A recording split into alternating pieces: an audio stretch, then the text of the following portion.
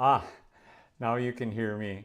So maybe before you didn't get to hear me, I didn't have both parts of my microphone turned on. So here we are, May 24th, and um, we're looking at Psalm 119.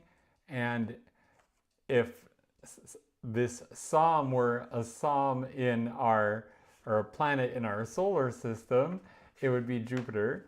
It is a giant among the psalms. It explores what it means to delight in the law of the Lord. It gives a personal witness to the many-sided qualities of Scripture. It is an acrostic psalm, and each section begins with one of the 22 letters in the Hebrew alphabet in order and has 8 verses apiece. Today we'll look at verses 17 through 24. The Hebrew letter is Gimel, the third letter in the Hebrew alphabet, and it does indeed happen to sound like our English letter G. So Gimel begins with the verse, "Deal bountifully with your servant, that I may live and keep your word." So many of the prayers in Psalm 119 center around this prayer for life. And this is the first of such prayers. While many of these prayers could simply refer to surviving an illness or an attack, others speak about life that is worthy of the name, what we would call spiritual life or fellowship with God. Verse 18 says, "Open my eyes that I may behold wondrous things out of your law."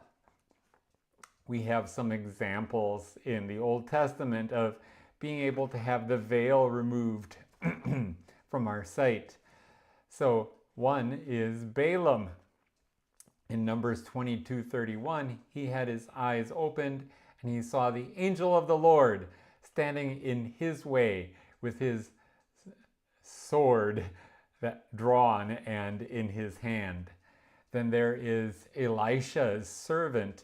Elisha prayed for his servant's eyes to be opened, and then he saw that the mountain was full of horses and chariots of fire all around Elisha.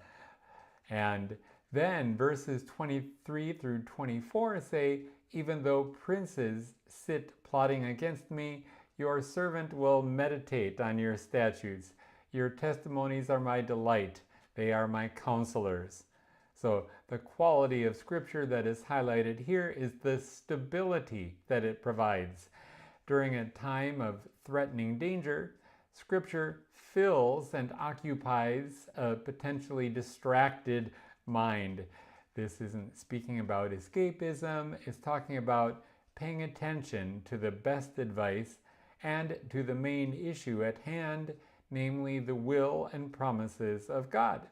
These are treasures that are more real and more relevant than the plots of men. God's Word brings us great peace and clarity in the most desperate of situations.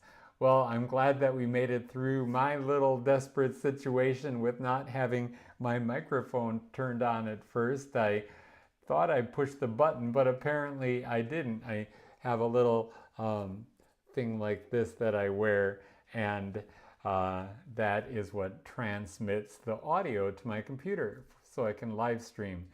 And it's great when I push the button, but not so great when I don't. And all there is one button. How can you forget that? I don't know. Well, God's blessing.